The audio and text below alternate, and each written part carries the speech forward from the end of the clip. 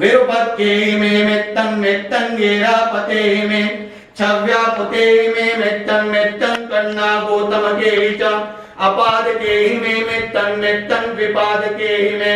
चतुष्पदे मे मित्तं मित्तं बहुपदे मे मामं अपादको हिंसे मामं हिंसे द्विपादको मामं चतुष्पदो हिंसे मामं हिंसे बहुपदो सब्बे सत्ता सब्बे पाना सब्बे भूता च केवला सब्बे भद्राणि पश्यन्तो मा किंचि पापमागमा अपमानो बुद्धो अपमानो धम्मो अपमानो संगो पमानवत्तानि सिरिं सप्पाणि आई विज्जिका सतपादे उन्नानाभे सरभूमुसीका कतामे रक्षा कतामे परितापटिकं मत्तो भूतानि सोऽहं नमो भगवतो नमो सत्तानं सम्मा सम्बुद्धानन्ते करणीयमन्तकुशलेन एन्तं सन्तं पदं विसमेच्य सक्को उजोच सुज्जोच सुवचो च समुदो अनतिमाने संतोषकोच सुगरोच अपचिच्चोच सल्लौकवन्ते सन्तेन्द्रियोच निपकोच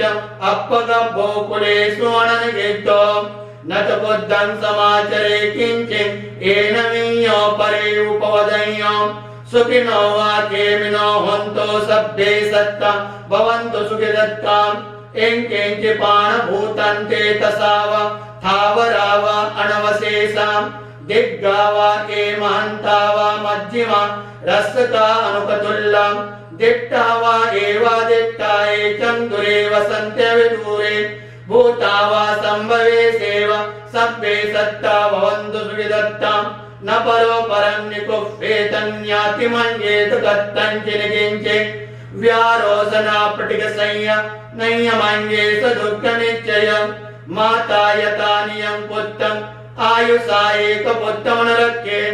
एवं हि सर्वभूतेषु मानसं भावय प्रमाणम् मित्तं च सर्वलोकस्मिन् मानसं भावय प्रमाणम् उद्धङ्गदो च तिर्यञ्चं असंवादम् अवेरं असम्पदम् तिष्ठं चरन् निसिन्नो वा शयानो वा यावतस्य विगतमित्तम् एतं सतिङ्गदिष्ठेयं ब्रह्ममित्तं विहारं इदमाहो दिष्टिं च नभगमं शीलवादर्शनेन सम्पय्य कामेषु विनयङ्गेदं नहि जातु गप्पसेयं पुनरेतिते इमाय धम्मानुधम्मपरिवर्त्य बुद्धं पूजयामि इमाय धम्मानुधम्म परिवर्त्य धम्मं पूजयामि इमाय धम्मानुधम्म परिवर्त्य संघं पूजयामि अद्धा इमाय परिवर्त्य जाते जरा मरणं महा परिमाञ्चसामि इमिनं पुण्यकम्मेन मामे बालसमागमो सत्तं समागमो होतु याव निब्बाणपत्य देवो वसतु कालेन सस्य सम्पत्ति हेतो च पितो भवतु लोको च राजा भवतु धम्मिको इमाय बुद्धपूजाय कथाय शुद्धचेतसं चिरन्तिष्ठन्तु सद्धम्मो लोको होतु सुखे सदा इमाय धम्मपूजाय कथाय शुद्धचेतसं चिरन्तिष्ठन्तु सद्धम्मो लोको होतु सुखे सदा इमाय संघपूजाय कथाय शुद्धचेतसं चिरन्तिष्ठन्तु सद्धम्मो लोको होतु सुखे सदा सब्बे सत्तं सुखे हन्तु सब्बे हन्तु च क्षेमिनो सब्बे भद्राणि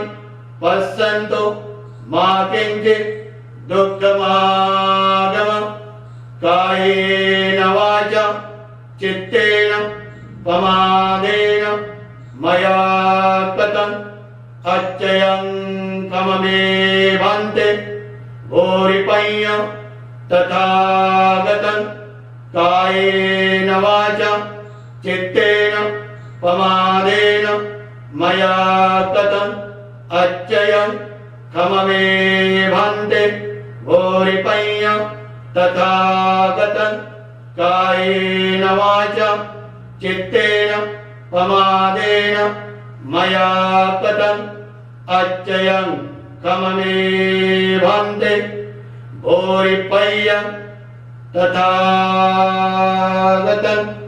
साधु साधु साधु साधु साधु बुद्धं नमामि धम्मं नमामि संघं नमामि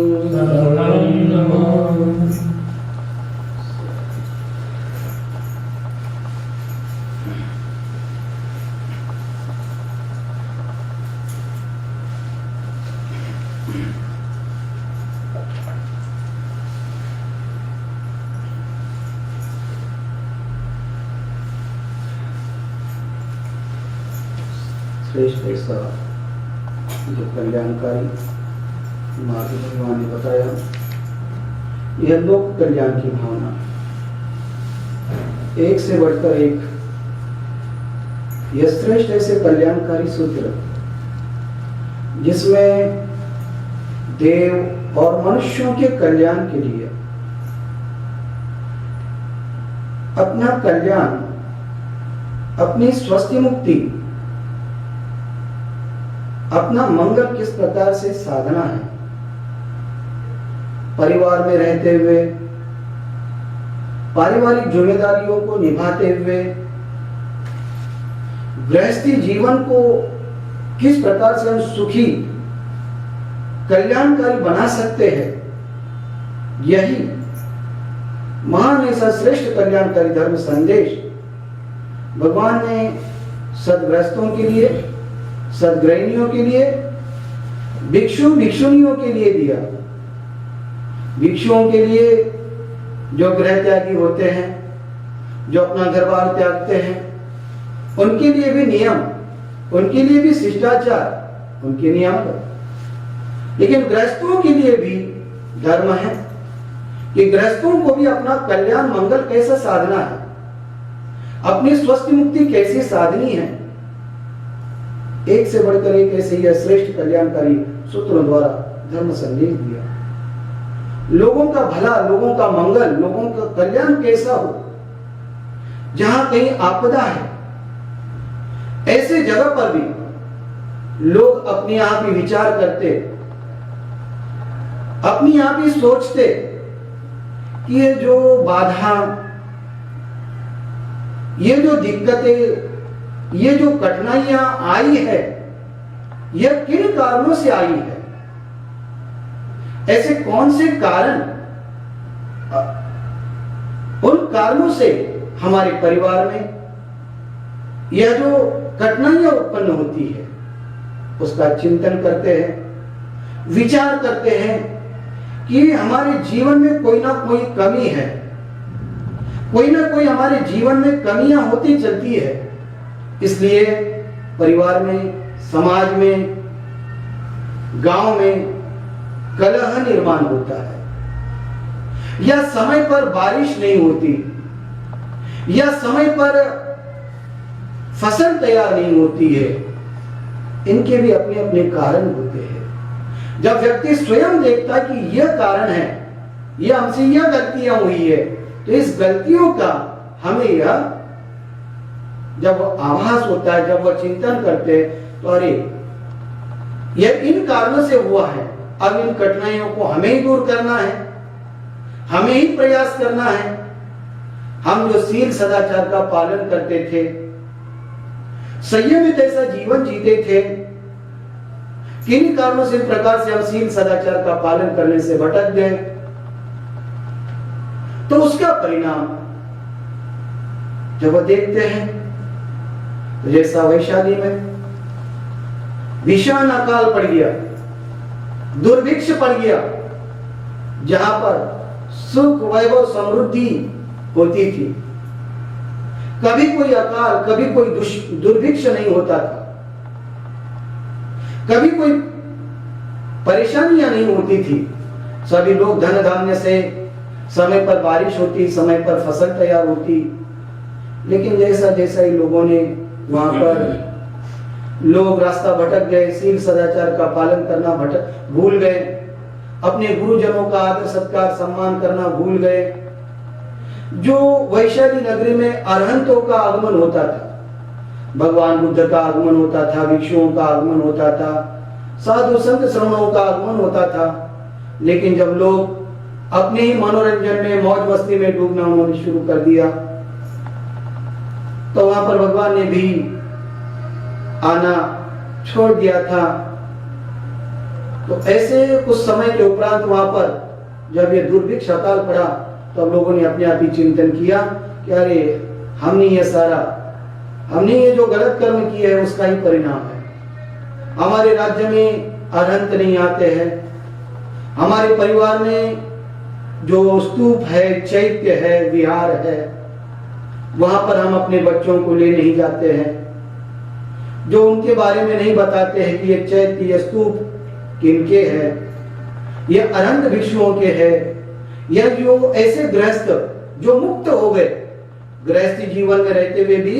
जिन्होंने अपना कल्याण साध लिया, मंगल साध लिया, ऐसे व्यक्तियों के भी स्तूप चैत्य बनाए जाते थे। तो वह लोग बताते थे कि ऐसे ऐसे स्तूप है, यह सदगृहस्थ उपासक, यह सदगृहिणी उपासिका, जिनका शरीर पूरा होने के उपरांत उनके शरीर पर यह स्तूप बनाया गया। जो अरहंत भिक्षुक होते थे उनके अस्थियों पर स्तूप बनाया जाता था। तो लोग वहां पर जाना अपने वह भूल बैठे, वहां पर जाकर पूजा अर्चना करना, समय समय पर दर्शन करना, बैठकर ध्यान करना भूल गए। तो चिंतन करने के उपरांत विचार किया कि इस समय भगवान कहां पर है। तो भगवान श्रावस्ती में विराजमान थे। तो कुछ समझदार लोग भगवान के पास गए, भगवान के पास जाकर याचना की, और याचना करने के उपरांत कहा कि भगवान वैशाली नगरी में, भगवान तो जानते ही थे, लेकिन फिर भी इस प्रकार से जानते हुए भी भगवान ने पूछा कि कैसे आना हुआ। उन सदगृहस्थों ने प्रणाम कर एक और बैठने के बाद सारी हकीकत बताई कि भगवान ऐसा ऐसा यह कारण है। तो आदर सत्कार के साथ भगवान को वहां पर ले गए। जैसे भगवान गंगा नदी, इधर श्रावस्ती से गंगा नदी में बीच में उतरे नाव से, इधर राजा प्रसेनजीत, विशाखामिगार माता, अनाथ पिंडी, इन्होंने भी घुटने घुटने पानी में उतरकर भगवान को विदाई दी। इधर लिच्छवियों ने भी गंगा नदी में उतरकर भगवान की अगुवाई की। जैसे भगवान वहां पर उस वैशाली नगरी में सीमा में पधारे, तो बादल जो इस प्रकार से समय वहां पर बादल भी वहां पर साथ में हो लिए। लोग यह देखते कि इस प्रकार से जो बहुत ही प्रखर धूप, बहुत गर्मी पड़ रही, और यहाँ पर ऐसा 3 वर्षों से लगातार बारिश नहीं हुई, और इस प्रकार से यह बादल जैसे ही भगवान का हमारे इस धरती पर, इस वैशाली नगरी की सीमा में भगवान पधारे, तो शीतल छाया प्रदान हुई। भगवान वहां वैशाली नगरी में पधारे, जहां संथागार शाला थी वहां पर बैठे। सदगृहस्थों ने प्रणाम कर एक और बैठने के उपरांत भगवान ने भिक्षुओं को संबोधित करते हुए कहा कि सारे वैशाली नगरी में प्रदक्षिणा करते हुए, पूरा चक्कर लगाते हुए रतन सूत्र का पाठ करें, क्योंकि जो दुर्भिक्ष, जो अकाल, त्राही त्राही मची हुई थी, चारे के अभाव में जानवर, पशु पंछी मर रहे थे,